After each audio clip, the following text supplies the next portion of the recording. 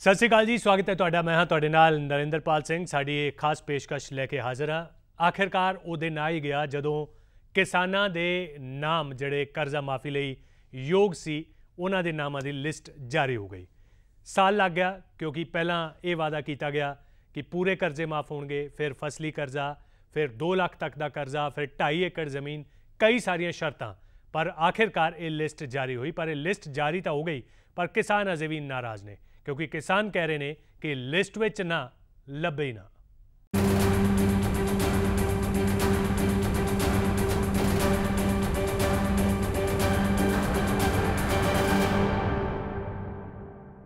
जी हाँ, list which ना लभे ही ना। क्यों नहीं लभ रहा लिस्ट विचों नाम? किसान नाराज़ ने। जथेबंदियां अजे भी अंदोलन की चेतावनी दे रही ने। की है इसकी जड़ विच? वेखो साडी ये रिपोर्ट।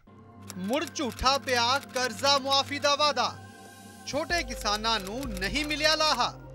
लिस्टां ने किसानां नूं कसूता फसाया। पंजाब दियां वक्खो-वक्ख थावां ते लगियां किसान कर्जा मुआफी दियां ये लिस्टां उस आस वांग ने जो लंबे इंतजार तो बाद भी पूरी होण दी थां अधूरी ही रह गई। किसानां नूं खबर मिली सी कि 2.5 एकड़ जमीन वाले किसानां दा कोआपरेटिव बैंकां तो लिया गया 2 लाख तक का कर्जा सरकार ने मुआफ कर दिता है अते इस दे लई बकायदा लिस्टां भी ला दित्तियां गईयां ने। किसानां नूं आस बज्जी सी कि चलो कुछ तां सही शुरुआत तां होई, पर इन्हां लिस्टां चों अपना नां ना लभ सके योग किसानां दा गुस्सा 7वें आसमान ते पुज गया है। ਇਹ ਕੁਝ ਬੰਦਿਆਂ ਦੀ ਲਿਸਟ ਆ ਗਈ, ਕੁਝ ਦੇ ਬਾਕੀ ਬਹੁਤ ਪਏ ਨੇ ਜੀ। ਇਹ ਧਿਆਨ ਕਰਕੇ ਐਸਡੀਐਮ ਦੀ ਡਿਊਟੀ ਲਾਉਣ ਇੱਥੇ ਵੀ ਜਿਹੜੇ ਬਾਕੀ ਰਹਿ ਗਏ ਉਹਨਾਂ ਦਾ ਜੋ ਵੀ ਹੈਗਾ ਹੱਲ ਕਰਕੇ ਉਹਨਾਂ ਦਾ ਵੀ ਇਹ ਲਿਸਟ ਵਿੱਚ ਨਾ ਆਉਣੇ ਚਾਹੀਦੇ ਨੇ ਜੀ। ਇਹ ਸਾਰੇ ਟੈਡੀ ਨਾਲ ਜਿਹੜੇ ਹੁਣ 5 ਕਿੱਲਿਆਂ ਵਾਲਾ 6 ਕਿੱਲਿਆਂ ਵਾਲਾ ਏਕੜ ਵਾਲਾ ਉਹ ਤਾਂ ਰਹਿ ਗਏ। ਮਤਲਬ ਜਿਹਦੇ ਲਵੇ ਹੁਣ 20 ਕਿੱਲੇ ਨੇ ਉਹ ਹੇਠ ਉੱਤੇ 100 ਕਰਕੇ ਉਹ ਕਰਾ ਗਏ ਵਿੱਚੋਂ ਬਹੁਤ। ਤੁਸੀਂ ਕੀ ਮੰਗ ਕਰਦੇ? ਅਸੀਂ ਤਾਂ ਮੰਗ ਕਰਦੇ ਹਾਂ ਜੀ ਜਾਂ ਤਾਂ ਤਕਰੀਬਨ ਸਭ ਦੀ ਹੋਵੇ ਵਾਢਾ ਲਾ ਕੇ, ਨਹੀਂ ਫਿਰ ਕਿਸੇ ਦੀ ਵੀ ਨਾ ਹੋਵੇ। ਹੁਣ ਅਸੀਂ ਤਾਂ ਜਿਹੜੇ 5-5 4 ਕਿੱਲੇ ਵਾਲੇ ਅਸੀਂ ਤਾਂ ਹੀ ਰਹਿ ਗਏ ਜੀ। ਇੱਥੇ ਵੱਡੀ ਗੱਲ ਇਹ ਵੀ ਹੈ ਕਿ ਕਿਸਾਨਾਂ ਨੂੰ ਇਹ ਵੀ ਕਿਹਾ ਗਿਆ ਸੀ ਕਿ ਜੇਕਰ ਕੋਈ ਕਿਸਾਨ 2.5 ਏਕੜ ਦੀ ਸ਼ਰਤ ਪੂਰੀ ਕਰਦਾ ਹੈ ਪਰ ਉਸ ਦਾ ਨਾਂ ਲਿਸਟ ਵਿੱਚ ਨਹੀਂ ਆਇਆ ਤਾਂ ਉਹ ਐਸਡੀਐਮ ਤੱਕ ਪਹੁੰਚ ਕਰ ਸਕਦਾ ਹੈ। ਪਰ ਜਦੋਂ ਕਿਸਾਨਾਂ ਨੇ ਐਸਡੀਐਮ ਦਫ਼ਤਰ ਵਿੱਚ ਪਹੁੰਚ ਕੀਤੀ ਤਾਂ ਅੱਗੋਂ ਜਵਾਬ ਮਿਲਿਆ ਕਿ ਜਾਰੀ ਕੀਤੀ ਲਿਸਟ ਵਿੱਚੋਂ ਜੇ ਕਿਸੇ ਕਿਸਾਨ ਦੇ ਨਾਂ ਤੇ ਇਤਰਾਜ਼ ਹੈ ਤਾਂ ਉਹ ਤਾਂ ਲਾਇਆ ਜਾ ਸਕਦਾ ਹੈ, ਪਰ ਮੁਆਫੀ ਲਿਸਟ ਵਿੱਚ ਸ਼ਾਮਲ ਹੋਣ ਲਈ ਕੋਈ ਅਰਜ਼ੀ ਨਹੀਂ ਦਿੱਤੀ ਜਾ ਸਕਦੀ। ਜਿਸ ਤੋਂ ਬਾਅਦ ਕਿਸਾਨਾਂ ਨੇ ਐਸਡੀਐਮ ਦਫ਼ਤਰ ਤੇ ਹੀ ਧਰਨਾ ਮਾਰ ਦਿੱਤਾ। ਤੇ ਨਾਲ ਕੱਲ ਇਹ ਕਿਹਾ ਜਦੋਂ ਲਿਸਟਾਂ ਲਾ ਕੇ ਆਏ ਨੇ, ਪਹਿਲੀ ਗੱਲ ਤਾਂ ਉਹ ਇੰਗਲਿਸ਼ ਦੇ ਵਿੱਚ ਲਾਤੀਆਂ, ਉਹ ਪੜ੍ਹਨੀਆਂ ਨਹੀਂ ਆਉਂਦੀਆਂ। ਪੜ੍ਹਾ ਪੜੂ ਕੇ ਚੱਲ ਕਿਸੇ ਨੇ ਆਪਦਾ ਪਤਾ ਕਰ ਲਿਆ। ਨਾਲ ਕਿਹਾ ਹੈ ਕਿ ਜੇ ਕਿਸੇ ਨੂੰ ਇਤਰਾਜ਼ ਹੈ, ਕੋਈ ਰਹਿ ਗਿਆ ਤਾਂ ਐਸਡੀਐਮ ਦਫ਼ਤਰ ਕੱਲ ਨੂੰ ਸ਼ਾਮ ਤੱਕ ਤੁਸੀਂ ਐਪਲੀਕੇਸ਼ਨਾਂ ਦਿਓ। ਅੱਜ ਜਦੋਂ ਅਸੀਂ ਆ ਕੇ ਇੱਥੇ ਆਏ ਪਤਾ ਕੀਤਾ ਵੀ ਐਪਲੀਕੇਸ਼ਨਾਂ ਦੇਣੀ ਹੈ ਤਾਂ ਉਹਨਾਂ ਨੇ ਕਿਹਾ ਕਿ ਅਸੀਂ ਉਹਨਾਂ ਦੀ ਐਪਲੀਕੇਸ਼ਨਾਂ ਲੈਣੀਆਂ ਜਿਹੜੇ ਰਹਿ ਗਏ। ਅੱਜ ਤਾਂ ਇਤਰਾਜ਼ ਲੈਣੇ ਆ ਵੀ ਜੇ ਕਿਸੇ ਕਿਸਾਨ ਦਾ ਜ਼ਮੀਨ ਵੱਧ ਹੈ, ਉਹ ਕਰਜ਼ਾ ਮਾਫੀ 'ਚ ਆ ਗਿਆ, ਕਿਸੇ ਨੂੰ ਇਤਰਾਜ਼ ਹੈ ਉਹ ਇਤਰਾਜ਼ ਲਾ ਸਕਦੇ ਹੋ। ਤਾਂ ਅਸੀਂ ਇਸ ਗੱਲ ਤੋਂ ਇੱਥੇ ਜਿਹੜਾ ਧਰਨਾ ਲਾਤਾ।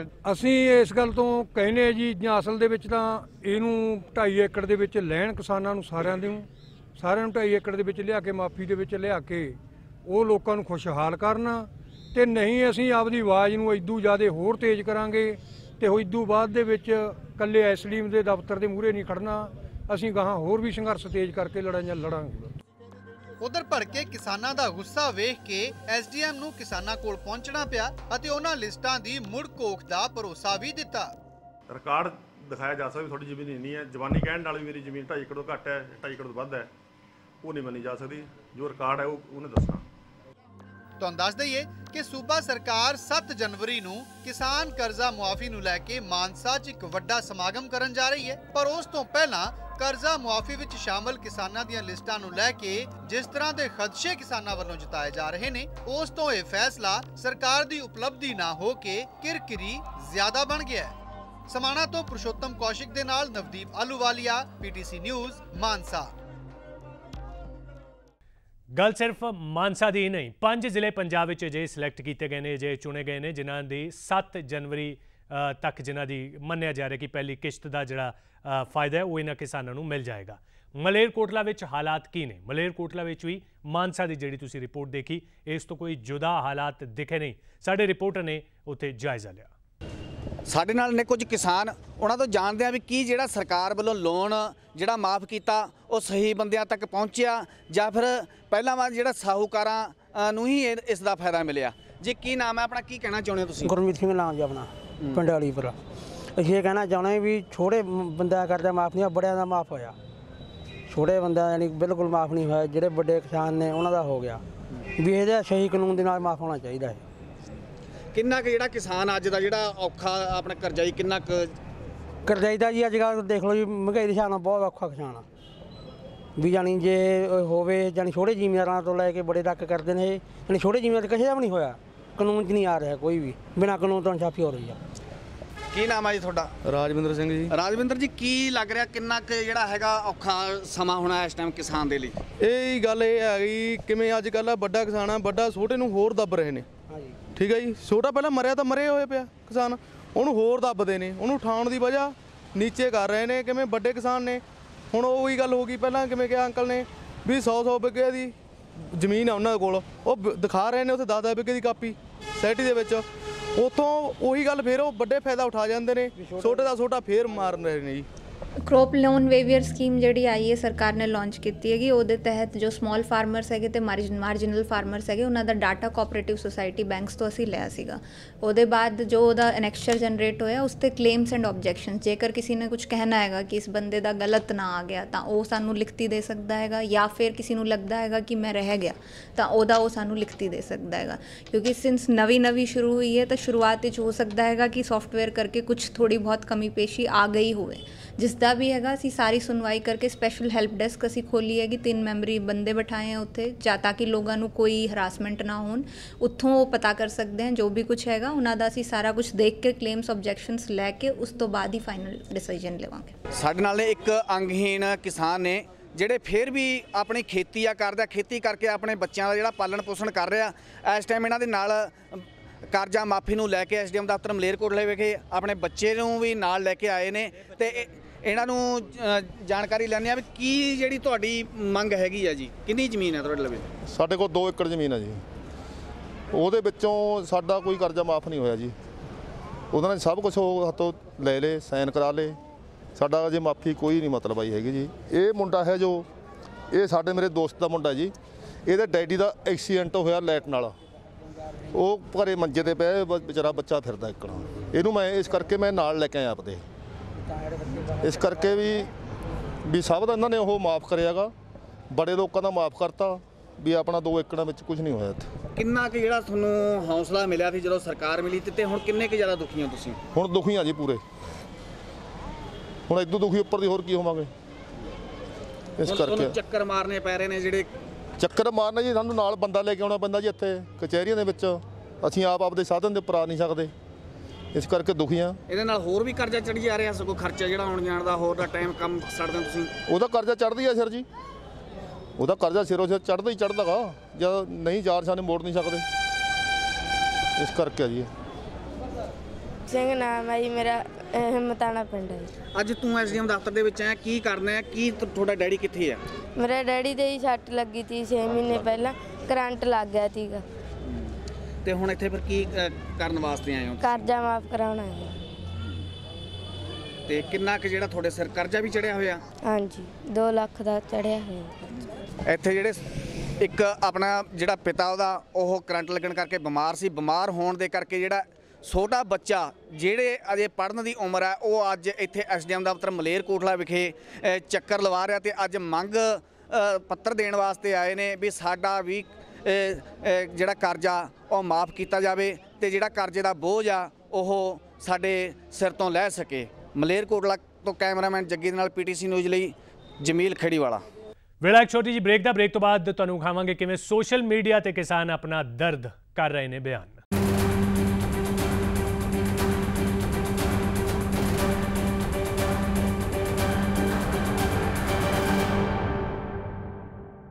ਗੱਲ ਸਿਰਫ ਫਸਲੀ ਕਰਜ਼ੇ ਜਾਂ 2.5 ਏਕੜ ਜ਼ਮੀਨ ਦੀ ਨਹੀਂ ਹੈ, ਇੱਕ ਹੋਰ ਨਵੀਂ ਸ਼ਰਤ ਜਿਹੜੀ ਹੈ ਉਹ ਵੀ ਕਿਸਾਨਾਂ ਲਈ ਸਿਰਦਰਦੀ ਬਣੀ ਹੋਈ ਹੈ। ਇਹ ਸ਼ਰਤ ਹੈ ਆਧਾਰ ਕਾਰਡ ਕਰਜ਼ ਮਾਫੀ ਲਈ ਜ਼ਰੂਰੀ ਕਰਨ ਦੀ। ਕਿਸਾਨ ਜਥੇਬੰਦੀਆਂ ਸਵਾਲ ਪੁੱਛ ਰਹੀਆਂ ਨੇ ਕਿ ਅਗਰ ਸਰਕਾਰੀ ਸਕੀਮਾਂ ਲਈ ਸੁਪਰੀਮ ਕੋਰਟ ਨੇ 31 ਮਾਰਚ ਦੀ ਡੈਡਲਾਈਨ ਆਧਾਰ ਕਾਰਡ ਨਾਲ ਜੋੜੇ ਜਾਣ ਦੀ ਤੈਅ ਕੀਤੀ ਹੈ ਤਾਂ ਫਿਰ ਪੰਜਾਬ ਸਰਕਾਰ ਕਿਉਂ ਕਿਸਾਨਾਂ ਲਈ ਇਹ ਨਵੀਂ ਮੁਸੀਬਤ ਖੜੀ ਕਰ ਰਹੀ ਹੈ?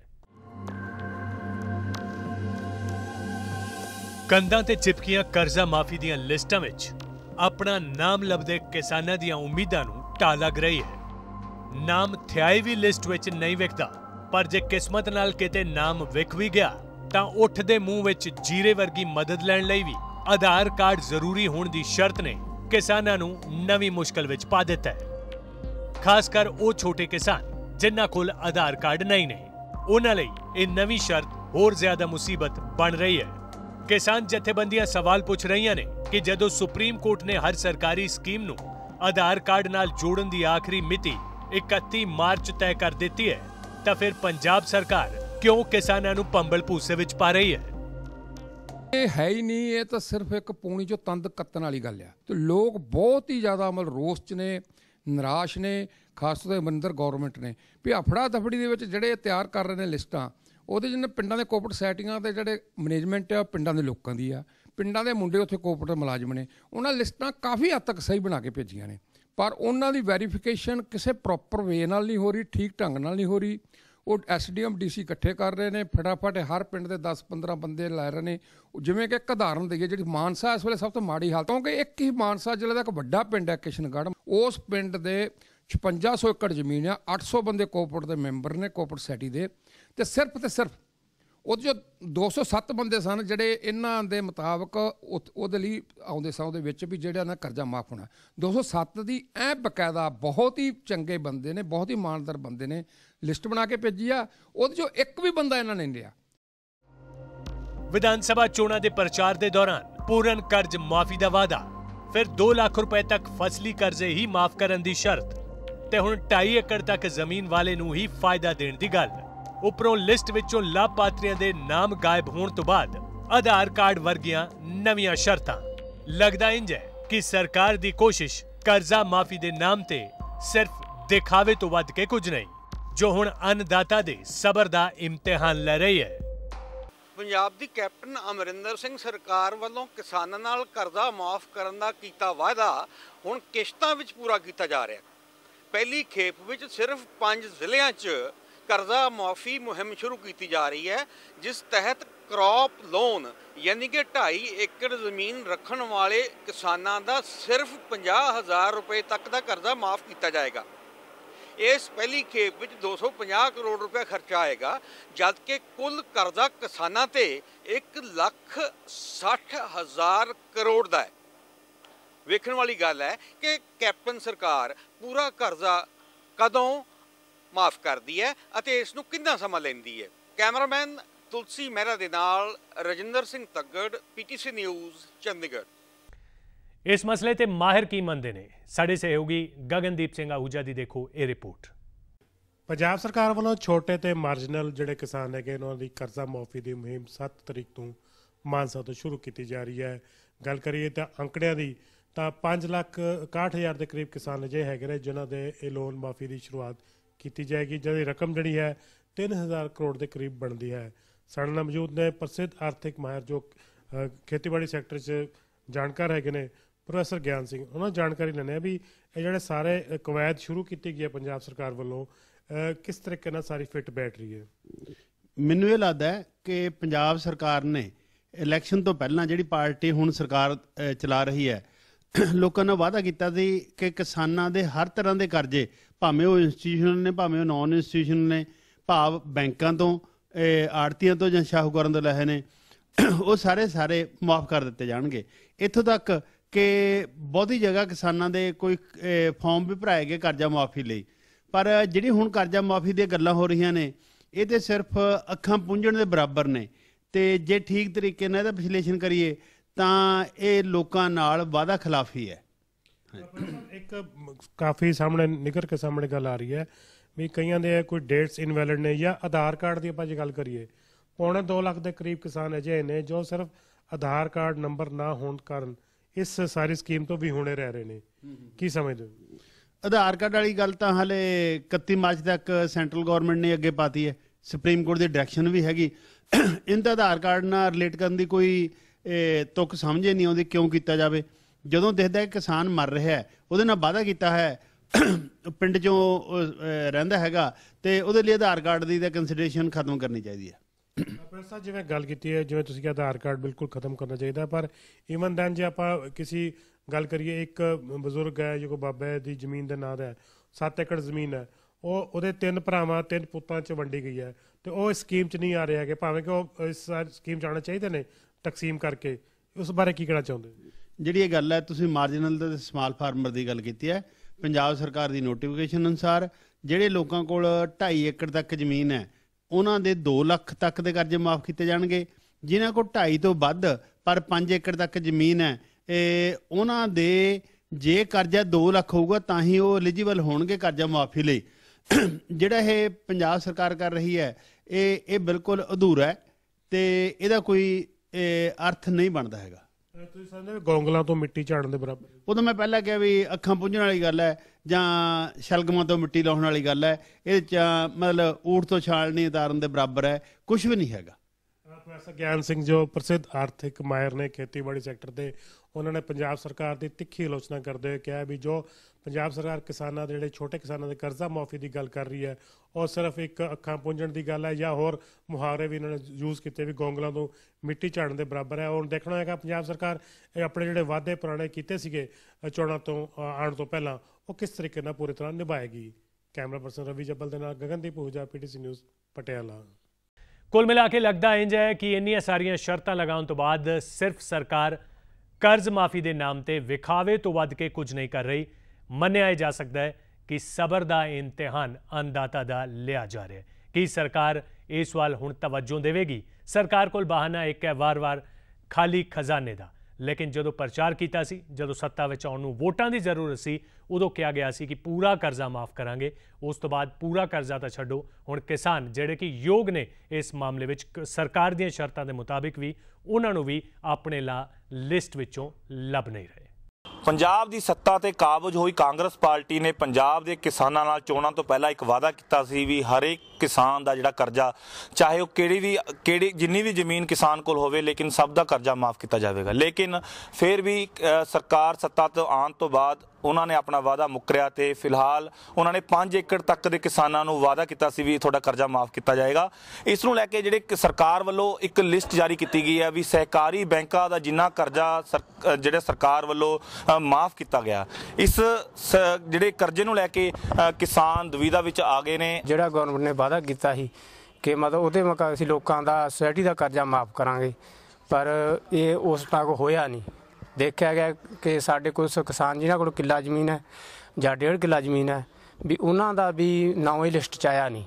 ਜਾਂ ਤਾਂ ਫਿਰ ਉਹਨਾਂ ਨੂੰ ਮਤਲਬ ਇਹ ਲਿਸਟਾਂ ਸਹੀ ਨਹੀਂ ਮਿਲੀਆਂ ਜਾਂ ਫਿਰ ਉਹ ਇਹ ਕਿਸਾਨਾਂ ਬਾਰੇ ਸੋਚਣ, ਕਿਉਂਕਿ ਉਹਨਾਂ ਨੂੰ ਸੰਤੁਸ਼ਟੀ ਨਹੀਂ ਹੈ ਕਿ ਲੋਕ ਕਹਿ ਰਹੇ ਨੇ ਵੀ ਉਹਨਾਂ ਦਾ ਹੋ ਗਿਆ, ਪਤਾ ਨਹੀਂ ਹੁਣ ਕੀ ਕਰਿਆ, ਜਾਂ ਤਾਂ ਗੌਰਮੈਂਟ ਵੱਲੋਂ ਇਹ ਕੋਈ ਕਸੂਰ ਹੈ ਤੇ ਜਾਂ ਫਿਰ ਮਤਲਬ ਕਿ ਗੌਰਮੈਂਟ ਸਹੀ ਵਾਅਦਾ ਆਪਣਾ ਨਹੀਂ ਨਿਭਾ ਰਹੀ। ਇਹ ਲਿਸਟਾਂ ਤਾਂ ਜੀ ਕਿਸੇ ਪਤਾ ਨਹੀਂ ਕਿਹੜੇ ਢੰਗ ਨਾਲ ਕਰੀਆਂ ਨੇ। 1 ਏਕੜ ਵਾਲਾ ਰਹਿ ਗਿਆ, 5 ਵਾਲੇ ਦਾ ਨਾਮ ਆ ਗਿਆ, 2.5 ਵਾਲਾ ਰਹਿ ਗਿਆ, 5 ਵਾਲੇ ਦਾ ਨਾਮ ਆ ਗਿਆ। ਇਹ ਪਟਵਾਰੀ ਕੋਲ ਜਾਂਦੇ ਆ, ਉਹ ਕਹਿੰਦਾ ਮੈਨੂੰ ਸੈਕਟਰੀ ਨੇ ਨਹੀਂ ਭੇਜਿਆ, ਸੈਕਟਰੀ ਕਹਿੰਦਾ ਅਸੀਂ ਭੇਜਤੀਆਂ, ਆਨਲਾਈਨ ਭੇਜੀਆਂ ਨੇ, ਕੋਈ ਸਾਨੂੰ ਉਹਦੀ ਫੋਟੋ ਨਹੀਂ ਦਿੰਦਾ ਹੈ, ਨਾ ਕੋਈ ਉਹਨੂੰ ਦਿਖਾਉਂਦੇ ਨੇ, ਪਤਾ ਨਹੀਂ ਭੇਜੀਆਂ ਨੇ, ਆਪਣੇ ਆਪ ਕਰੀ ਜਾਂਦੇ ਨੇ। ਕਿਸਾਨ ਹੈਰਾਨ ਹੋ ਰਿਹਾ। ਜਦੋਂ ਇਹ ਜਿਸ ਸੰਬੰਧੀ ਅਧਿਕਾਰੀਆਂ ਨਾਲ ਗੱਲਬਾਤ ਕਰਦੇ ਨੇ ਤਾਂ ਉਹਨਾਂ ਨੂੰ ਕੋਈ ਵੀ ਜਵਾਬ ਨਹੀਂ ਦਿੱਤਾ ਜਾ ਰਿਹਾ।